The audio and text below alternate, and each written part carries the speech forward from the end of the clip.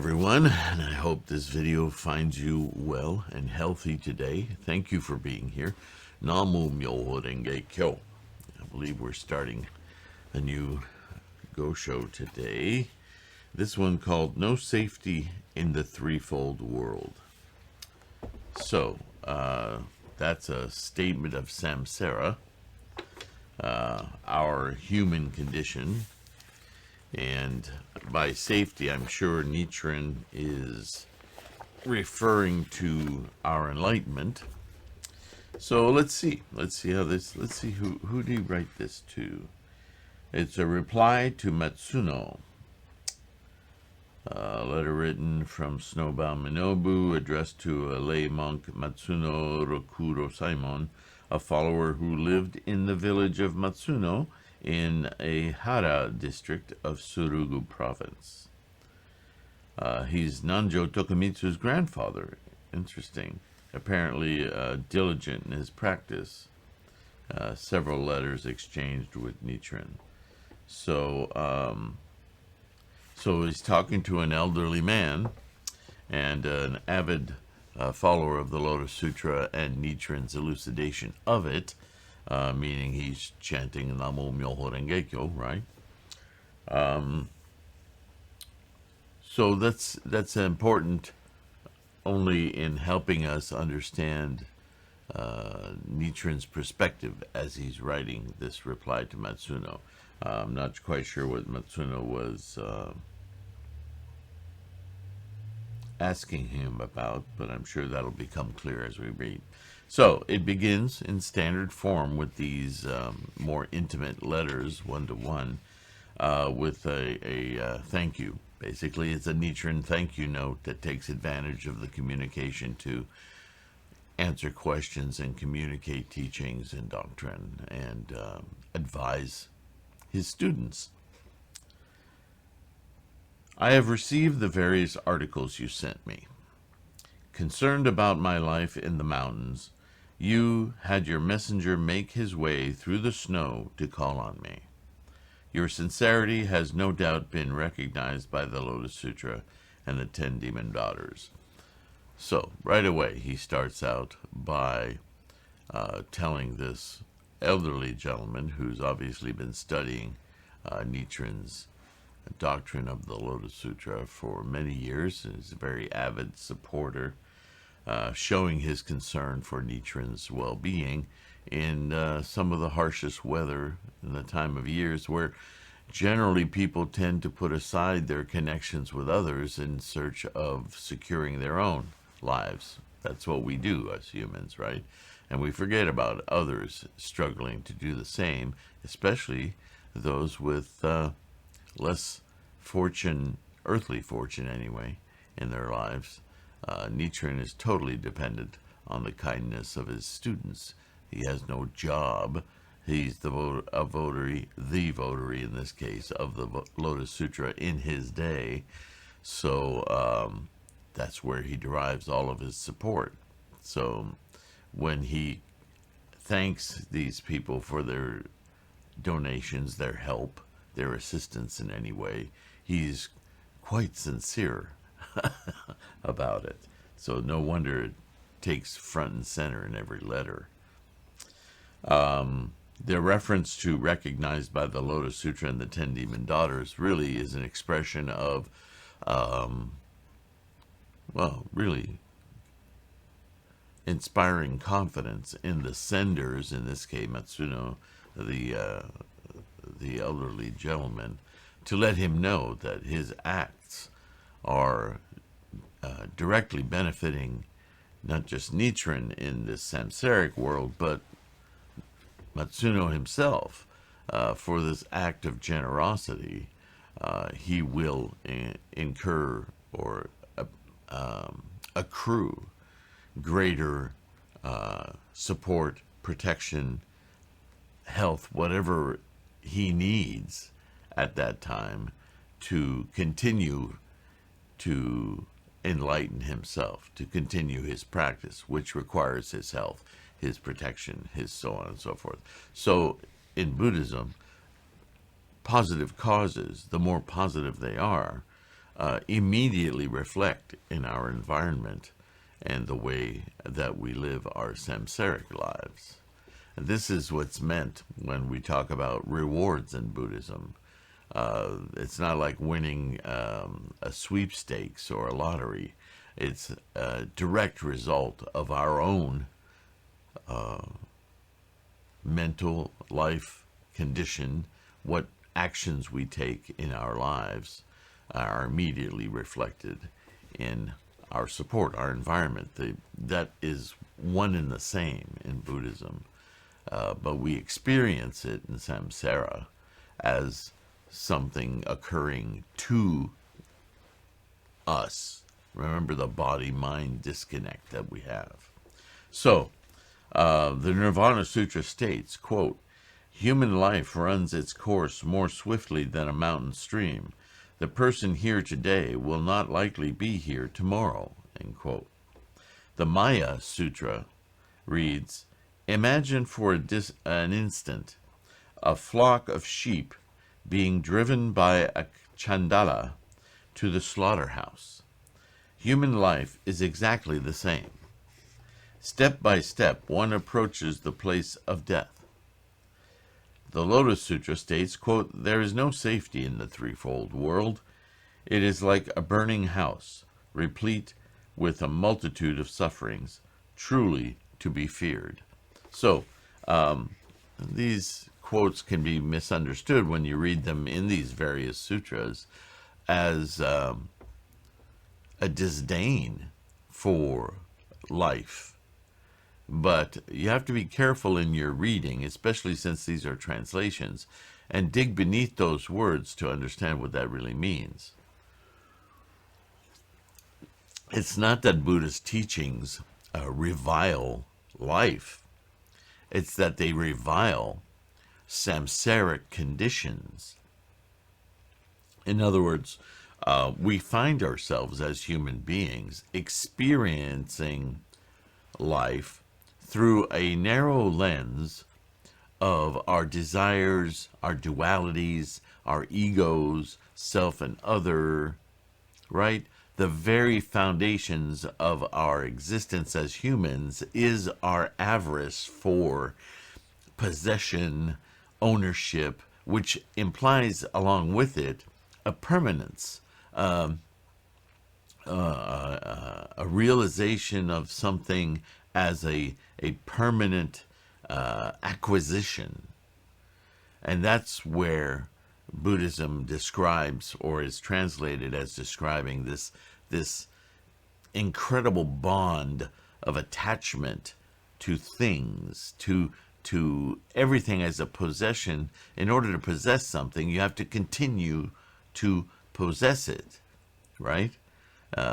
It's like grabbing air, where as humans we're trying constantly to say, this is my air, this is not your air, right? We even use these terms in legal regulation. You know, you're in my airspace. I'm buying the air rights over a building. We're so obsessed with ownerships and possession. And those are all mechanisms of hanging on to things in their present form as though it somehow is a permanent thing. Because possession requires permanence, doesn't it? Right? Whatever air you just put your hand around, it's no longer there. To possess it means that you're forcing a perception of a stasis of things, that they stay in their particular whatever it is we're imagining. And that's simply not the case. Not in Buddhism, and certainly not scientifically. The whole science of archaeology is about looking for traces of things that have long gone. We know things are not permanent. Intellectually we know it, but our entire body is, on a cellular level, is about maintaining permanence. our bodies themselves know this is not a true thing because we continue to manufacture new cells to replace old cells so that we can maintain this idea of what? Self? What self? The self a moment ago? The self about to be now? Which self are we maintaining? The only thing we're maintaining is a experience, a timeline, if you will, a progression of moment to moment experience. That collectively is what we think of as an existence. It is always fluid. It's constantly changing. And so what's reviled here in these statements isn't that process. It's not that process of life. In fact, that's what's revered in Buddhism, because it is through that process that we can conceptualize and perceive that process at work. Ripped away from that obsession with permanence. It's a very hard divide. The thing that makes us human is the thing that makes us suffer. So we don't want to get rid of that because we honor it for the opportunity it gives us, but we want to break free, or in the Buddhist translations, liberate ourselves from that condition, that mental condition formed of attachment and obsession with hanging on to things, with accruing things. We rather want to watch that process at a distance, recognize it for what it is, and then look around calmly at what it provides, how it's working, how amazing it is to experience the experience. Does that make sense? This is the liberation from suffering, because suffering comes at the hands of our obsessive obtainium, right? Our possession, our possessionness. So don't misunderstand that. And this quote from the Lotus Sutra: there is no safety in the threefold world. What's safety in this? In other words, from moment to moment, in the threefold world, in the past, present, or future world, that samsaric identification of permanence is itself not safety. It's not safe because it's an illusion. It's not real. What's real is everything's in constant flux. So the idea that there's in the threefold world, in that possessiveness of possession and maintaining permanence, is unsafe. So there is no safety in the threefold world, that mental conditioning. It is like a burning house. Now remember, this refers back to the story in the Lotus Sutra of the burning house, where the children are in the house, and and the father is lamenting from outside, how can I get my children out of the burning house? Because they're so preoccupied with playing with their toys that they'd rather stay in the house in the fire playing with their toys than recognize their own safety and come the hell out of there. And so he entices them with some other gifts if they'll just come out of the house. Remember that parable? So this is like the Buddhist teachings. We're stuck in our samsaric mindset and just enjoying our possession of things and people and conditions and all of that. Meanwhile, we're constantly suffering. We don't recognize that we're creating our own suffering.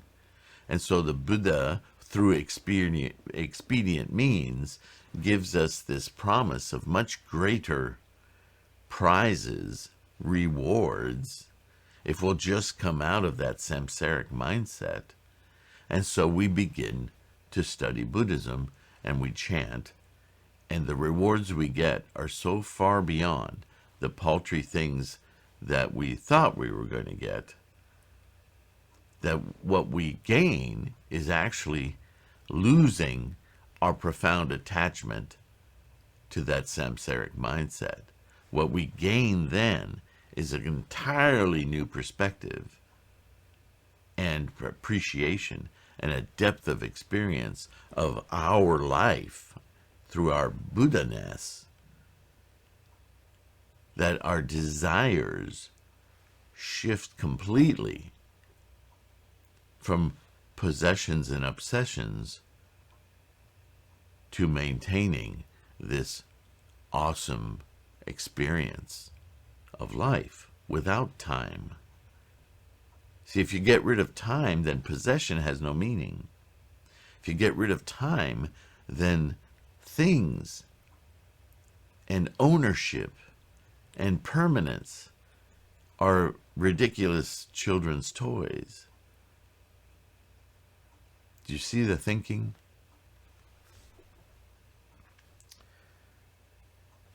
Replete, a burning house, replete with a multitude of sufferings, truly to be feared.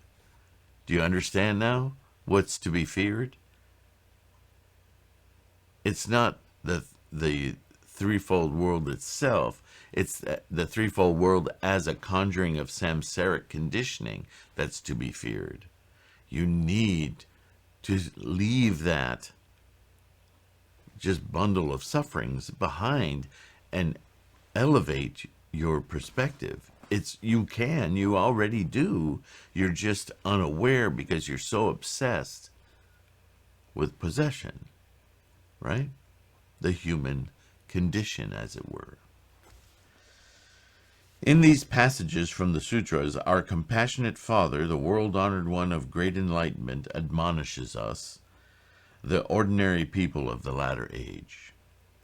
It is his warning to us, his ignorant children. Nevertheless, the people do not awaken for even one instant, nor do they conceive a desire to attain the way for even a single moment, in order to decorate their bodies, which, if adorned in the fields, if abandoned in the fields, would be stripped naked overnight. They spend their time striving to pile up articles of clothing. This is exactly what I was just describing.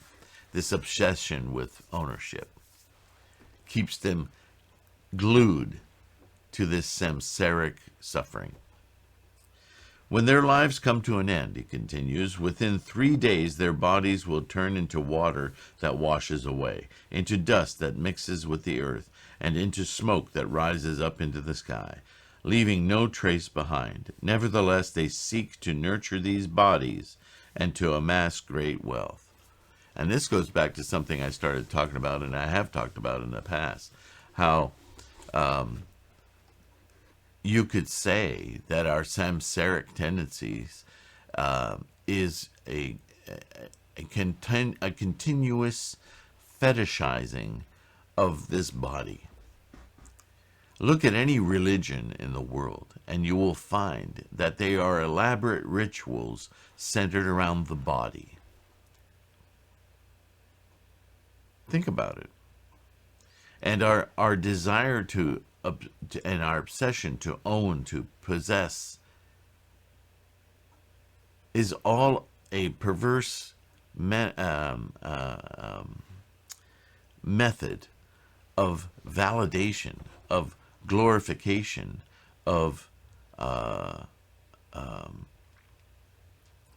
putting on a pedestal our self, body, ego, avarice, all of the things that keep us in our human chase for the next great thing. Right? This is the human condition. As consumerists in the world today, this has to be so obvious. Gotta have the next iPhone. This one's no good. We're trained. And who trained us? We did. Right? This is the human condition. There's always something better, always something more. But I don't want to lose what I've got, right? Bring that along. Hoarders, right? There must be something of value here when all the value is in your mind. This is what is meant by the burning house.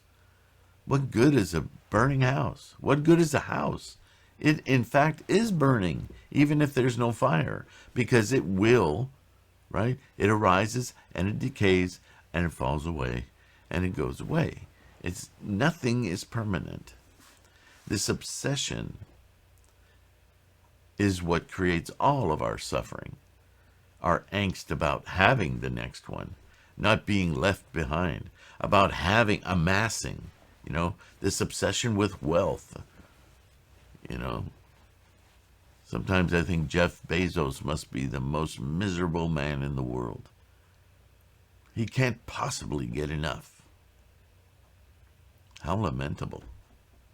Somebody needs to shakabuku him. This principle, he goes on, Nichiren, has been known since ancient times. But today the situation is pitiable. And this is in 13th century.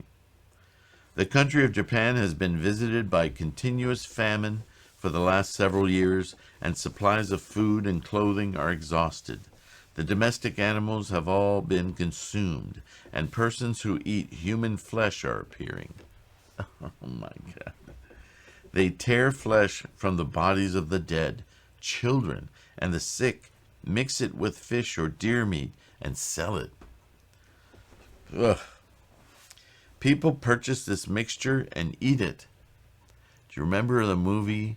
You may be too young to remember Soylent Green, but that's what this reminds me of. Thus, this country has unwittingly become an abode of great evil demons. And the life condition is just descended completely into the perversion of self, the body. Moreover, from the spring of last year through the middle of the second month of this year, epidemics have spread throughout the country. In 5 families out of 10, in 50 households out of 100, all the members have died from disease. Others have escaped illness, but are suffering from great spiritual distress, and thus are in even greater agony than those who are ill. Even the people who managed to survive have lost the children who used to follow them as closely as shadows, or the spouses from whom they had been as inseparable as a pair of eyes, or the parents upon whom they had relied as they would upon heaven and earth. For them, what meaning does life hold? How could sensible people not abhor this world?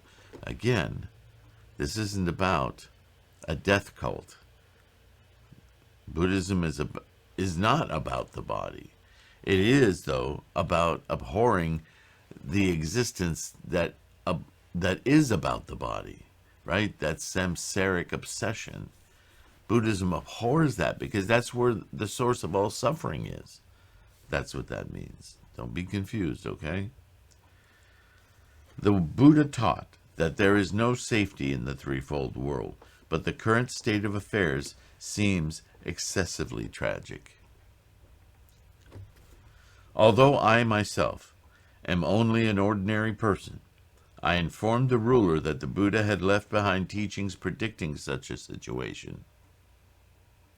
However, he did not heed my admonitions, but rather began to persecute me even more harshly, so there was nothing further I could do. This country has already become a slanderer of the law, and by turning into an enemy of the Lotus Sutra, it has also made itself an enemy of the Buddhas and the deities of the 3 existences and the 10 directions. So, much as he started this letter by saying, with your good causes, your good actions, your life-affirming actions, you will enjoy protection and prosperity. Well, I don't want to say prosperity because we especially in the West, conflate that with dollars, and whether they're US dollars or Bitcoin. Profit, in other words. This isn't about profit. But by the same token, no pun intended, bad causes, bad actions, ignorant actions bring about immediate response from your environment that are not life affirming, right? Please consider deeply. No matter what grave crimes I, Nichiren, have been charged with, I am a votary of the Lotus Sutra. Notice this says, I am a votary of the Lotus Sutra, not the votary. It's important to understand that Nichiren's always referring to himself as a common man, just like you and I, or woman, whatever, but just a common human. That what he's doing, practicing, his actions are exceptional, only because by virtue of the excellence of the teachings of the Lotus Sutra. And that is the point throughout. That if you just adopt the thinking of the Lotus Sutra, the NaMuMyoHoRenGeKyo, your life has no choice but to improve. Your earthly existence will improve. Why? Because your mental conditioning will start to leave behind obsession for thingness and start to move toward realization of Buddha. Please consider deeply, no matter what grave crimes I have done, I am a votary of the Lotus Sutra, just like you and I. No matter what grave crimes a person who chants Namu Amida Butsu may be guilty of, it cannot be denied that he is a follower of the Nembutsu. Because I chant NaMuMyoHoRenGeKyo with my own mouth, I have been reviled, struck, exiled, and my life threatened. However, in spite of all of this, I've continued to exhort others to do likewise. Am I not then the votary of the Lotus Sutra? In the Lotus Sutra, it is stipulated that those who bear a grudge against its votary are destined to fall into the Avicii hell. Well, look what's happening, right? The fourth volume states that the offense of harboring malice toward a votary of the Lotus Sutra in the latter age is graver than that of reviling the Buddha himself for an entire medium kalpa. The seventh volume teaches that people who disparage the votary will suffer in the Avicii hell for 1,000 kalpas. The fifth volume states that after the Buddha's passing, when the latter day of the law arrives, a votary of the Lotus Sutra will certainly appear, and that at that time, in that country, an immeasurably great multitude of monks who either uphold or violate the precepts will gather and denounce the votary to the ruler of the country, causing him to be banished and ruined. This is in anticipation of the great ignorance of our day. Because at no time in history has humankind been more distracted and more appealed to his lesser nature of obsession, cruelty, upsmanship, possession, power, ego. Right? I mean, I don't have to give you examples. My goodness, it's everywhere you look. These passages from the sutra all coincide precisely with what has happened to me. I am therefore convinced that I will attain Buddhahood in my future. I will speak in more detail when we meet. So, very interesting. I'm sure Nanjo Tokumitsu's grandfather, Matsuno, I can speak from my own experience, and with my mother and my partner's mother, both in their mid-80s, and I in my 60s. As we get older, we spend more time reflecting on what life is essential. What is the essence of my life? How I've lived it. less about others and more about a turning inward. And I can imagine that Matsuno had some questions for Nichiren about, although I've been a follower of yours for X amount of years, I wasn't always a follower of yours. And I've done some really, I mean, all of us have regrets. Even if you're a young person, I'm sure you can think back to 10 years ago when you thought, you're embarrassed at many of the things that you were either involved in or actually did yourself. We can spend way too much time focusing on that, and I'm just as guilty as anyone else. And sometimes I feel myself just wanting to cry at the ignorance. But and also Nichiren's talking about his own. Maybe Matsuno had some doubts, with everything you've gone through, Nichiren. I question if maybe he was having doubts about his own practice. We do that too, right? So Nichiren is once again, from the sutras, the teachings themselves, demonstrating that this is just part of our human nature. We're always ready to destroy whatever we've accomplished in favor of just accruing more stuff. Our avarice never ends. Even in our practice, have I done enough daimoku? How much daimoku do I need to do to get this enlightenment thing? And all the while, our lives are improving. And we fail to realize how much better our quality of life is. And I think a part of that is that we fail to recognize where it would be without daimoku. We just take everything immediately for granted. The moment we possess something, it ceases to have value other than an accrual. It's a fascinating thing that goes on in our minds. But I sit here with over 40 years of experience doing this, and I'm telling you, even if your practice has waned, don't beat yourself up for it. Just get back to it. It's like you need to prove to yourself, oh yeah, I do feel better now. I need to keep doing this. Don't forget that. Don't look down on people who are struggling with their practice. They obviously need more proof. And sometimes the only proof we get of our ability to walk around and stay upright is occasionally falling down and skinning the heck out of our knees or breaking a leg, injuring ourselves. And then all of a sudden, oh my goodness, it's so great to be able to walk around normally again. And a week later, we're jumping off roofs. That's Samsaric, right? There's no safety in the threefold world. That's what this is about. You've got to work to keep your mind in Buddha. NaMuMyoHoRenGeKyo, NaMuMyoHoRenGeKyo, this moment, enlightenment. This next moment, not. You got to keep that moment alive. You got to give it inertia to take you through the next moments. And believe me, it's there.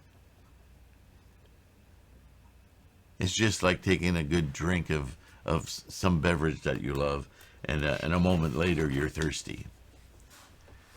Well, that's just because that's the threefold world we're in. Constantly meeting up with the monkeys, right? You need to have confidence. You need to build your confidence so that I'm struggling right now, but thank goodness I'll have a few moments or an hour tonight of quiet time that I can just do gongyo and chant, and I always feel so good. I have to tell you, doing these videos is the highlight of my day. It's in a way, it's a sort of gongyo. This is a ritual for me to study, to renew my study, to share my study with you. I get some bodhisattva time in, I get some practicing time in, I get some awakening and insight time in. Every time I read these Gosho, I get a little bit more out of it because my life keeps progressing. With every daimoku, with every moment I spend with my mandala and you guys and these sutras and goshos and study and my thoughts about them, I keep my mind focused on NaMuMyoHoRenGeKyo, on my Buddhahood. And when I leave this, I feel it. I know it. As my day progresses, I hear myself say things or I feel myself experience things and I think, I need to get back. I need to get back to Buddha. I need to get back. NaMuMyoHoRenGeKyo. I've developed these habits unintentionally, that when I'll see something that looks tragic or somebody else or that could be, I don't know, all the tricks my mind plays on what I see and experience, and just NaMuMyoHoRenGeKyo, NaMuMyoHoRenGeKyo. I without thinking, I just do it, and it comforts me, and it puts things in perspective, right? Build your confidence. If it's not these gosho, then let it be sutra. If it's books outside of the Buddhist canon, from as long as it's scholarship, reputable people, understand they're all going to come to this with their own mindset. So be prepared for different rhetoric about the same thing, but in a way that can be very nurturing because it allows you to create your own rhetoric.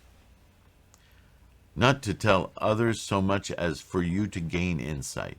When you gain insight through something, your own personal story about the Buddhist teachings, that gives you insight, that takes you to mandala, that inspires you to chant NaMuMyoHoRenGeKyo, those kinds of insight that build your confidence in this practice, those are the things specific to you, and that others will hear from you because they're genuine. They're genuine proof. That's what we mean by actual proof. When you get those insights, they're yours, but because people are attracted to your karmic energy, and their karmic energy attracts them to you, they are receptive to those insights. They will get their own, but your insights will be a pathway to their getting their own insight. This is the Bodhisattva practice.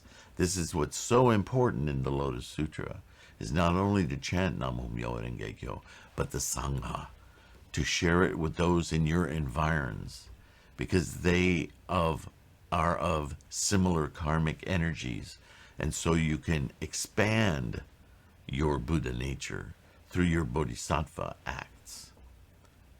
And your surroundings will, as we've just read, support your practice. Next, that's the end of that letter. The next one will be letter to Misawa. I'm sure it will have a different type of encouragement, but all of them feed our knowledge, right? Get rid of that ignorance. Build confidence in your practice. That is key. How can you deepen your resolve, your determination to attain your Buddha if you don't have confidence? Right? NaMuMyoHoRenGeKyo, thank you for being here. I so much appreciate your participation. Don't forget, you can download the podcast, the Buddhahood podcast. As I say, sometimes I get tired of hearing it. that whole YouTuber thing. You already know it. I've got the placards in the video. Don't forget to go, though, to my resource website if you just need something random to study, or if you have a specific question. Likely I have a paper posted there. From threefoldlotus.com, you can find links to my books, to Gohanzon, anything you need to support your practice. And if there's something missing there for your practice, email me, let me know, and I'll work on making that available to you. I don't want you to have any obstacles in your practice. Not that I can provide anyway. All right? You take care of your health, Take care of your confidence and your practice, and I'll see you in the next one. Bye for now. NaMuMyoHoRenGeKyo.